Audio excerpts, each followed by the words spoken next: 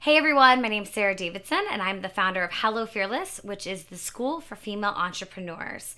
Each week we do our Fearless Founder series where we feature in-depth video interviews with women who have built incredible businesses and lives, and we show you the tips and tricks behind how they made it happen.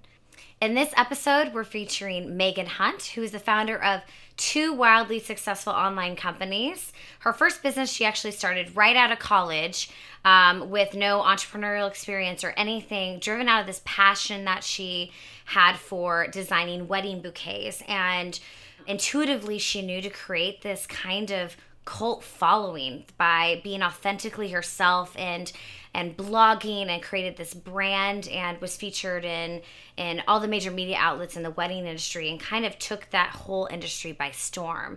And from there, she created a fashion line, and then through her passion for technology as well, created this company called Hello Holiday, which is a platform that features emerging designers. And one thing I love about Megan is that she has always been unapologetically her. She's exactly what the Hello Fearless woman is all about, and it's just making big things happen while also being a mother, which is really incredible, from Omaha in the middle of the country, and has bootstrapped her entire company from the beginning. So I hope you enjoy it.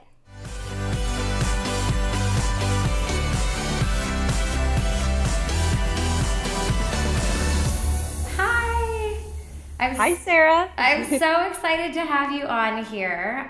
Guys, Megan is one of my favorite people on earth. And years ago, before I even considered being an entrepreneur, she, as a young professional, just started her own company. And she's one of the women that I have always truly looked up to in being unapologetically her. She's just totally fearless, has carved her own path, and so I'm so excited to have you. Thank you, Sarah. That's a very sweet intro. That's really nice to hear. Thank you. And you're a Midwesterner. I'm really excited for your new venture for Hello Fearless. It's very special to be part of your launch, and congratulations to you. Thank you so much. Okay, so well done. I'd love to share with our viewers, what is Princess Lasertron? You have such a strong personal brand, one of the strongest that I've ever seen, in fact. And I think you were doing that well before it was even popular to create something like that. So I'd love for you to give a little bit of your background and, how you got started. Sure. Thank you. I've always been kind of a type A personality. I've always been very, from a very young age, like a bit bossy, I guess I would have been called. I love that. We promote be the boss. Be the boss. So I've always tried to be the boss, and I've always wanted to be the boss. And so when I graduated high school, I had always been blogging. I started my first blog when I was 8 with a domain that my dad gave me for Christmas. And so I had this learning HTML for Dummies book back when the For Dummies franchise was still pretty new. And so yeah, I had been writing and sharing my thoughts online for several years when I graduated college, and I was a very creative person. I was making a lot of things, and I started out making these bouquets for brides, and I was just kind of doing it for fun. And had you always been a creative person? Yeah, I've always been kind of a maker, and my mother's very creative too, so she, growing up, did a lot of that with me and my brother as well. But as I started sharing what I was creating through my website, and through, the social media that there was there at the time, a little Friendster in the beginning, a little MySpace, a little LiveJournal, in addition to my LiveJournal. Yeah, LJ. I checked out my LiveJournal the other day, by the way. I have not done that in years. I should, because there's probably some really bad things on there. But everyone, please go find my LiveJournal. That would be great for me. So right. But so I started sharing these things that I was making, and it started getting attention from a lot of press. I started getting a lot of inquiries from magazines, from other bloggers. I started getting a lot of attention from popular bridal blogs that asked me to do guest posts, to interviews, things like that. And then also I got a lot of customers from that, which surprised me because I like my aesthetic. I liked what I was making, but I was really surprised at the time that there was really such a market for the work that I was making as a crafter and as a maker. So when you started the blog, did you did you have a brand like kind of established, or was it just kind of like a random website, or with the intention to sell? Because I know, looking at your blog and following it for years, that you share a lot more than just, you know, your process of your business, right? You're pretty vulnerable in the things that you're talking about. Yeah, I could say that that's a little bit strategic.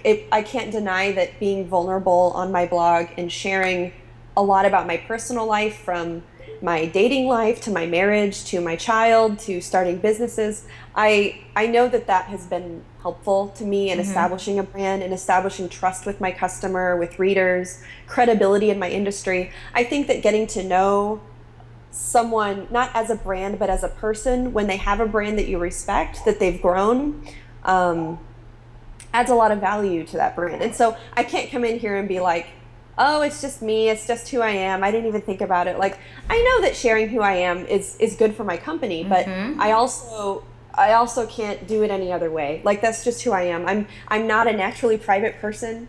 I'm not I'm not shy about sharing what I think about things. I'm pretty outspoken. And so having a blog, in addition to a platform for my company and for my products that I create and the other organizations that I work with in my career, has also been very therapeutic for me at times, as a woman, as a mother. And I've gotten a lot of support and personal development from my readers that I have because I developed those readers as a personal blog as well. So you're creating these bridal bouquets, this product. This is what I started with. This was when I was like 19. I started doing this. Did you have the Princess Lasertron brand then already developed? When I started doing the flowers, it was under the moniker Princess Lasertron, because I wanted it to be kind of badass. I wanted it to be like not too prissy, but kind of funny too, because I'm kind of funny. And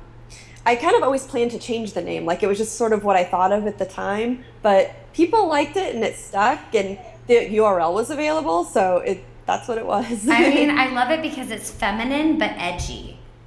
Yeah, I like that. Yeah, absolutely. So that's great. Okay, so you started blogging, and so you started to kind of create this community and this following, and people started actually purchasing your products. And at the time, were you making them all by hand?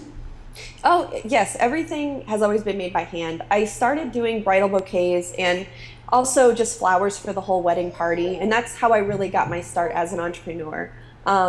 I was doing boutonnieres and corsages and pins, and for a while I was doing jewelry, which I suck at, and I shouldn't have done that. And I was making these like banners and screen printing them that say like "just married" for the back of the car. Like, I was making anything that people would pay for because I was hustling, and I was starting to realize, even though I was in college and I had this, plan A, which was gradually becoming my plan B with my degree as my business kept picking up.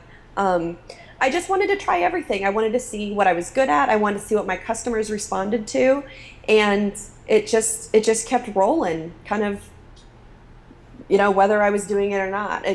Customers liked it, the press liked it, and it was a really lucky start for me as an entrepreneur at a young age. Luck, right? Luck, but you were a lot of luck. I gotta say, I'm a very lucky person. No, well, you're lucky, but you were busting your ass, and what I love about what you're creating is it was coming from the heart. It was very passion driven, right? And yes. Oh, yes. You were delivering that. You weren't like, is there a market opportunity? I'm just going to create something that sells, if it wasn't aligned with who you were at that point in time. Well, I think that when you're doing something you're passionate about, and even not just using the word passion, but if you really love what you're doing, you're going to be good at it because you enjoy doing it. And if you enjoy doing it, odds are there's at least a couple other people in the world who want to consume that. And so that's why following your passion, that's why cultivating what makes you happy and what you're good at, whether it starts as a hobby, whether it starts after hours, after your day job, after you put your kids to bed for those 3 hours a night that you maybe have to yourself, maybe you put the dishes off for one more day and work on your project. Like, that's when magic happens. That's when it happened for me. Okay, so you're doing this all on your own. So you were not only manufacturing your own product, Right. but you were managing the marketing of it, the promotion of it, all as a one-woman shop. Yeah, I eventually expanded into dress design. We released 3 collections of wedding and party dresses at Princess Lasertron, and we grew into a space in downtown Omaha. I had 4 employees at the time, and we were churning out hundreds of bridal bouquets every month. But everything was handmade by, I oversaw everything and I touched everything. So it was quite an enterprise at its height. Was there a reason you didn't decide to potentially manufacture and not hand make the bouquets or things that you were doing versus always or sacrificing that quality? Yeah, I definitely didn't want to sacrifice the quality because I knew that that's really what the customers were paying for. And I felt like as long as the customers were willing to hit that price point, I could provide that for them. Also, I had a lot of luck scaling my company with employees. I knew that if demand just got too out of control, I just hire someone else. And I did that over and over again. And that way I could still keep my hands on every single project. I could still interact personally with every bride. And to every bride, this is, up until then, one of the most important days of her life. And so for her to know that, I'm the person that she's gotten to know through the website, who she's looked forward to having her bouquet created by, and she knows that I'm the one in charge of that. And I think that that's worth a lot of really unquantifiable value in a company, is just the brand equity that comes from the trust that you can build with your customer. That is so smart. It's like you were selling before you were selling. Brides before they even became brides, they were reading everything you were writing and seeing all of the photos. And when I did a lot of marketing, I would do a lot of marketing toward like the 19 to 25 demographic, not just engaged people, not just people reading brides.com, not just people on Wedding Bee, not just people on Style Me Pretty. I kind of actually ignored the wedding blogs because they were giving me plenty of coverage from the weddings that I was doing. And the market that I focused on when I was advertising was more the younger women, because if I could build cachet with them and trust, and they would start to recognize my brand other places in the media, that's who my customer is ultimately. Absolutely. And then when I launched the dress line, they became my customers as well. So there was then something for women to buy even if they weren't getting married. Right. So you extend the lifetime value of a customer. Because that's like in the bridal industry, it's like churn and burn. It's like, okay, you're done. So there's always more brides, but once you don't get a lot of repeat customers that way. You know what I mean? Right. Well, hopefully. You never know. Right. Right. That's a different conversation. Okay, so was that pre-Etsy when you started your business? That was when Etsy just launched. I started my first store on Etsy a couple months after Etsy started.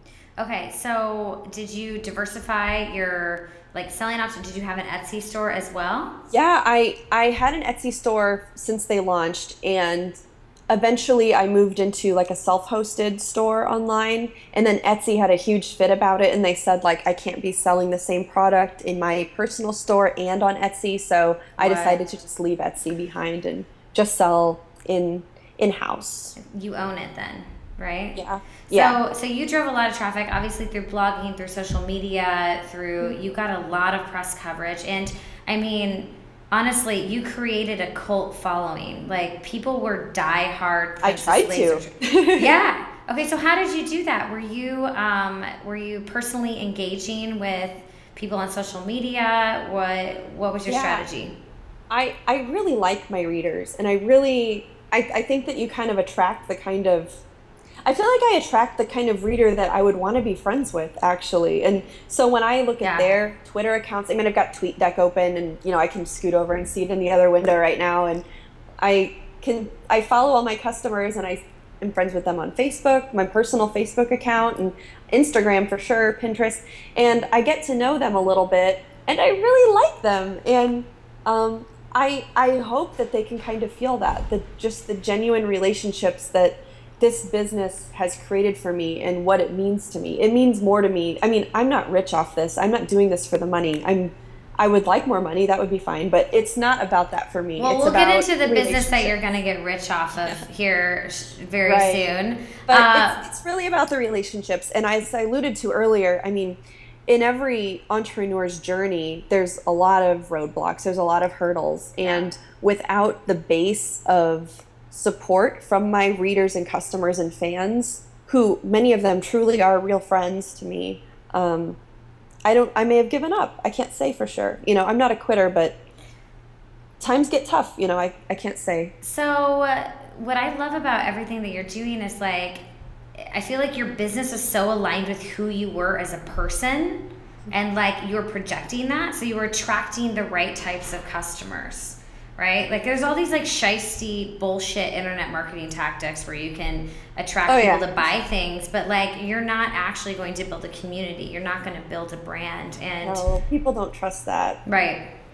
Yeah, I love that. I mean, whole forums pop up just to talk shit about bloggers and marketing gurus and life coaches and all these things that like can be really well done, like can be like really valid careers, can be very fulfilling to both the customer and the entrepreneur, but people talk and it's a small world and you've just got to be real with people and keep your name clean. Have you been somebody that I mean, like really follows your intuition on things, or like how do you know to jump or to do this or to do this? You're like, okay, like screw it, I'm gonna create a fashion line, you know? Or how did you? Well, all I have is my intuition. I didn't take any business classes. In college, I studied German language and intercultural communication with a minor in radio science, and that's relevant for what you're doing right now. Yeah. So, not really. I can't say I know very much about that. That I have anything to go off of other than intuition. I've read a lot of books. I enjoy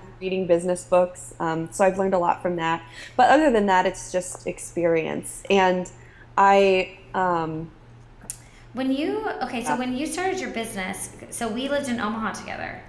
Yes. And that was before, I mean, now the Midwest especially is you know, growing into a much larger entrepreneurial ecosystem. But did you know any other women entrepreneurs, or did you have any like friends or people in your life that were like, dude, you're crazy. Like, I can't believe you're going after this. Like, or what was it like back then? I think probably the worst thing I dealt with was just people diminishing my work a little bit, or saying it's cute, or saying like, look at your cute little business, or really how nice of you to be trying, you know, stuff like that. Seriously? But they don't know behind the scenes, like I'm employing 5 people. I'm, you know, busting your ass. I'm creating hundreds of thousands of dollars of revenue that's coming into our state. Like, I'm a huge asset to this community, and that's not really something that you talk about at a cocktail mixer. Right. One story that I love to tell is I was at an event for a local publication receiving an award. It was a 40 under 40 award, and I was receiving a special award for business achievement. And I was there with my husband, and a guy at our table was talking to my husband, and he said, "Oh, brought the wifey along, eh?" And then he says to me, "It'll be over soon. These things are so boring." And I just looked at him, and I didn't say a thing. But you're like, I'm the one getting recognized. He just turned white when it was me that walked up on the stage. Like, fuck you, asshole. That used to happen to me with my consulting business. I would show up at meetings with a lot of my subcontractors who were a lot older than me and, you know, very experienced or whatnot. But and you know, they'd be like, "Are you the intern?" And I'm like, "No, I actually like hired these people, you know." I'm at the head of the table. Right. So there shouldn't be any confusion. I'm running this shit. That's amazing. Okay, so you did all that. It was amazing, and you created this beautiful brand.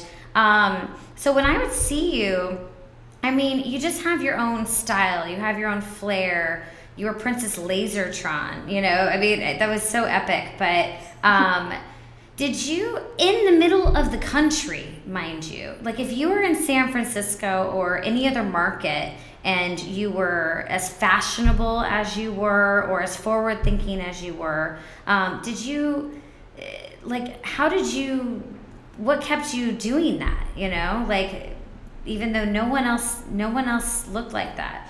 I don't know. There's no other way to be. I have a lot of friends that look like me. I'm a hipster dude, so like we all dress like this. But Okay. I'm just kidding. But Do you just not care what other people think, or is it just you can't care what other people think? Like, what is your life if it doesn't make you happy? What do you think you're gonna get in exchange for an unhappy life? Nothing. And so, what do you have to lose? People laugh at you? No, they're gonna think you're really cool. Or if they're laughing at you, it's because they're uncomfortable and embarrassed because they wish that they were as brave as you to do what they want to do too. And I just think the more you represent who you truly are in business, in your personal life, in your relationships with your children, with your families, like, yeah, nothing really bad can come of that. And if it does, like, maybe that's not a relationship or an opportunity that was right for you anyway. Yeah, it's the same thing with customers for your business, right? Oh yeah.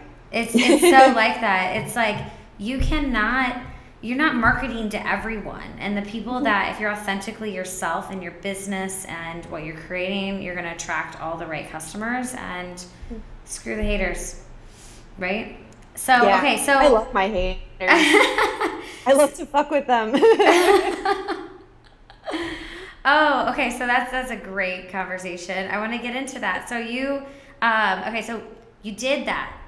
And then you're like, okay, so I'm going to create this co-working space, which for people that don't know, a co-working space is what essentially it's a building or an office space that people rent desks or office space and they get to work amongst one another. And it's a shared workspace. And the principle of it is, if you're, if you're an independent contractor, if you're a freelancer, if you have a small company, a co-working space is a really great place for you to grow because you can kind of draw from the community, the collective intelligence and support of a community at your office instead of maybe being alone in your basement or wherever else you would be, coffee shop. We at Hello Fearless, we co-work too in our accelerator. Awesome. Yeah. So you did that. You were the first person or team of people to do that in Omaha, right? Yes. So how did that work out? And what was the intention behind creating that?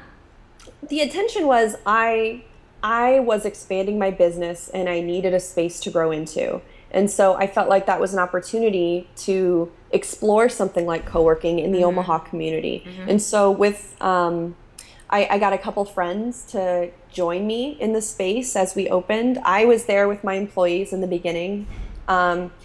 Eric Downs of Downs Design was there. Soon after, two people from a company called Image Made came on board. Steve Gordon from Ridiculous Creative, Matt Sikorsky from Nimble Logic at the time. I think those were our original tenants. And then more came and went as time went on.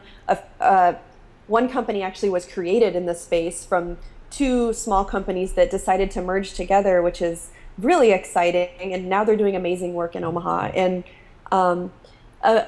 in short version, I ran that for a couple years. I got interested in other things. I didn't want to be a building manager. And so I decided to close the space instead of hiring someone to manage it and keeping that on my books for any longer. Yeah. And since I closed it, several other co-working spaces have cropped up in Omaha. I don't think that the movement is a failure. I don't think it's dead. I think that we have lots of opportunities in Omaha for collaborative workspaces. And I'm happy to have played a role in the early stages of that. Yeah. Okay. So wasn't a huge moneymaker though? No money. No money. Okay. No profit. Zero negative profit, and it took time to manage, I'm sure. And it was awesome. I remember when you guys were doing that. That was so huge. Okay. So then we had a lot of great events. Like you had your fashion show there. Yeah. I had a secret show. So there's Omaha Fashion Week here, which is where I debuted all of my collections. Yeah. And it's the biggest fashion event in the Midwest. So in our market, that's a big deal to be able to be in that show. But every season before I did my collection, I would have a secret show in the building where our co-working space was, in the hallway. And so just invite press, just friends and family, and just use it to kind of drum up some interest in the Fashion Week show and in the line. So maybe get some pre-orders from that. And did you get a lot of business out of that, or did your business still remain mostly outside of the market, like online? You mean locally? Yeah. Yeah. I mean, it definitely helped. I suppose it helped me build my reputation as a business owner in Omaha, which is valuable, which leads to other opportunities, which, when I closed camp, I was able to kind of cash in some of that goodwill, I guess, Yeah. to move on to other things. And so I think that anything you can do in your community to help strengthen the networks and relationships in your entrepreneurial community where you live Yeah. is so important. It's so important for you. You can look at it from a selfish perspective, but really the better your city is to work in for everybody, the better it is for you. Okay, so let's talk about that for a second because when you started your business, Omaha it wasn't a thriving entrepreneurial community necessarily. I mean, there are people that start business, but it was very fragmented. It was really on the brink though, wasn't it? It was on the brink. Everybody was just starting to do something big, I feel like. And I'm really lucky to kind of be in that, one of the first waves of that. Totally, but you also have like dipped your toes in the water of different, whether it's bar camp or different initiatives. I think to like for the greater good that help build that community. Yeah, just different community development initiatives and projects and collaborations and conferences, and I love stuff like that because that's the kind of thing that I want to build the kind of community that I needed when I was starting out. So you don't have to move? Is that why? No, so other people don't have to move. So that the little Megans and the little Sarahs and the little Hello Fearless girls don't grow up in Omaha or in rural Nebraska or Iowa and go to school at UNO and look around them and think there's nothing I can do here. That makes me so sad because I did everything here. And a lot of that, of course, is thanks to the internet because, with e-commerce, which all of my successful companies have been e-commerce companies, you can do business anywhere. And with the low cost of living here, with the low cost of education, with the, I just think it's a really great place to grow a business because then you can really save your capital to invest back into your company, or you can travel and go to the coast. You can go to the other markets. You can make a name for yourself in other markets and regions, all from here in the middle. Well, I think that's such an essential point that you're making because I think that a lot of, I felt that,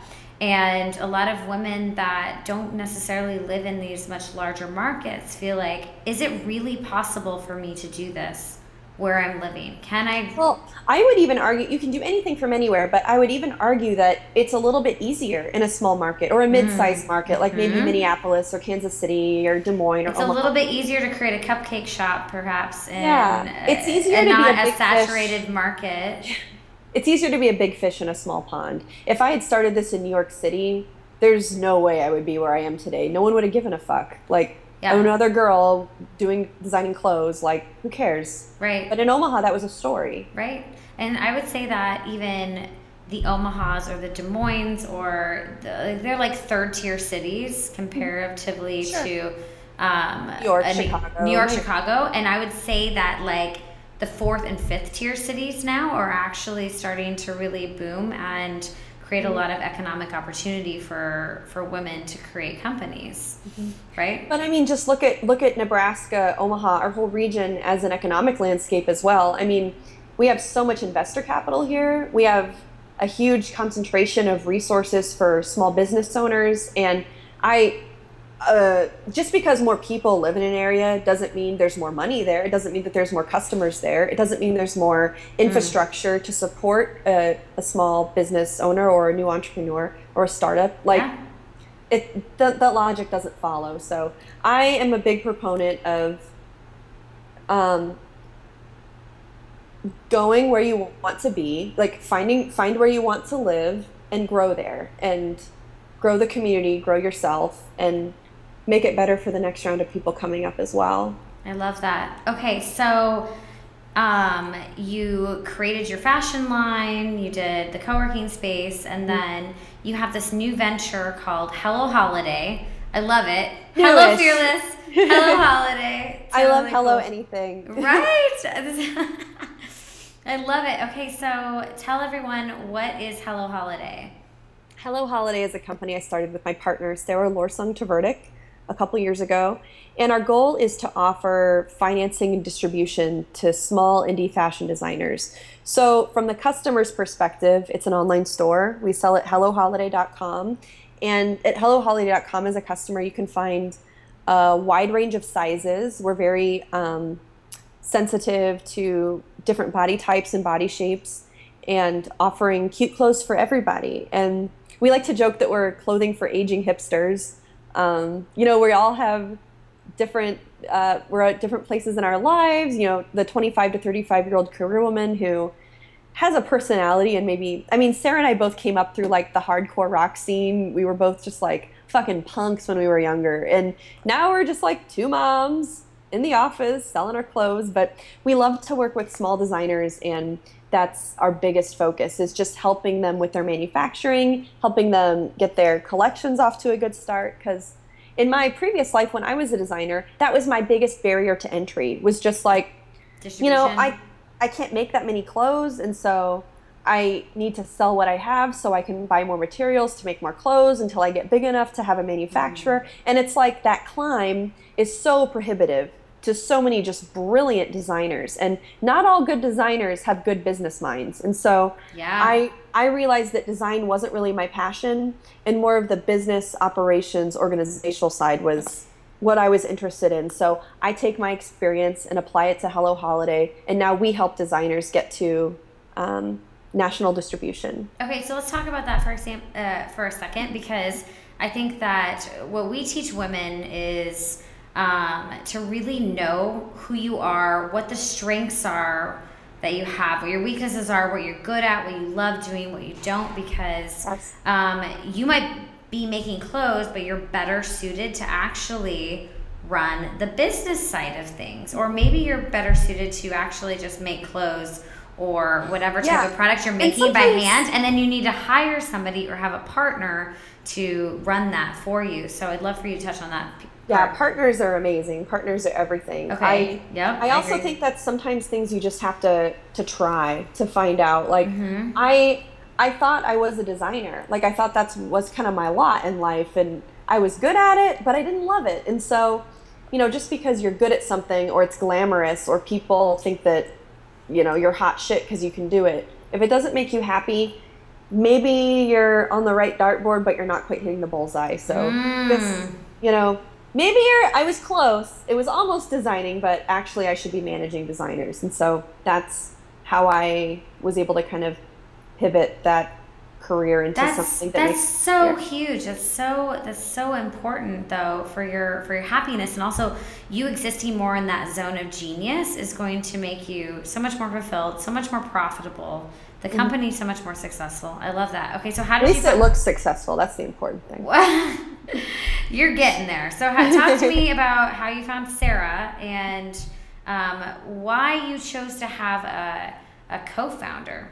My partner Sarah, she was here, and her son is here, and he's like 4 months old. But this is her. I can show you her picture. Okay. That's Sarah. She's she's a sexy cop, as you can see. She and I were good friends since we were teenagers, and just friends. Like, we didn't know each other that well, but our boyfriends lived together, were roommates, and so we would just kind of see each other in the halls all the time. And we both went to shows all the time, house shows and hardcore shows, and we were both kind of punk kids in Omaha.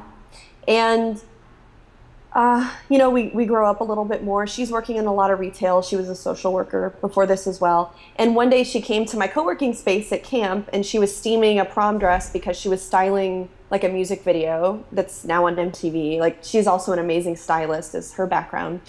And we both just kind of started talking about what's next for us. And I was talking about how I like these dresses, but this isn't my career. I don't want to do Princess Lasertron forever. I want to do something a little bit more sustainable and a little bit more challenging.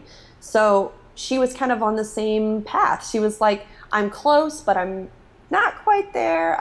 I don't know what I want to be doing. I kind of want to open a store, an online store. And I said, I do too. I really like working in this independent design space. I'm really good at e-commerce. I'm really good at online marketing. And she is too, because she's got a huge blog following herself. And so that's when that night we decided to do it, and we cried and we hugged and we were like, oh my God, we're starting a business. And it was like, it happened that night. And then that week we were meeting every night. We were writing our business plan.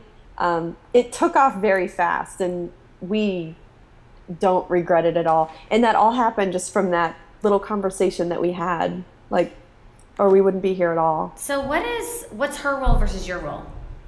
Well, we're equal partners. My role is more it's more on the operational side. I deal with a lot of the numbers. I look at our trends. I deal with our like the accountants that we use and the investors that we talk to, the advisors that we work with. I do more on that side of things, and she does more of the customer facing work. She does customer service. She answers the emails. She updates a lot of our social media. She makes sure that our orders all get out on time.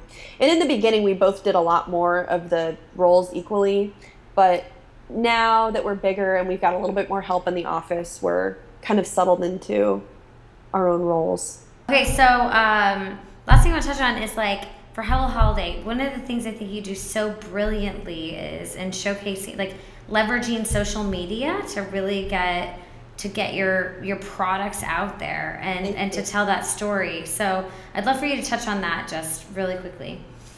One thing that we've learned the most from is Instagram and Tumblr are like the killers right now, especially for apparel, retail, clothing. We incentivize our customers to share their purchases on Instagram and Tumblr. We give them a discount code when they do, share that with their followers, and it really helps keep our return customer rate up. Our return customer rate is extremely high for our industry. It's one of the highest that I've ever seen from people who have published their numbers. And so I know that these types of strategies definitely work. Just getting a loyal fan base, having them share their purchases with their network, incentivizing them to do that. It keeps them coming back for sure. That's what I've learned. Do you use a particular platform that actually tracks and manages that for you? We use the discount codes to kind of track that. So we'll only use a certain code for a certain person or a certain channel, and then we can track where people are finding the code. Got it. Okay. Well, all right. So I mean, like Instagram, there's no stats on that right now, which sucks, but. Right.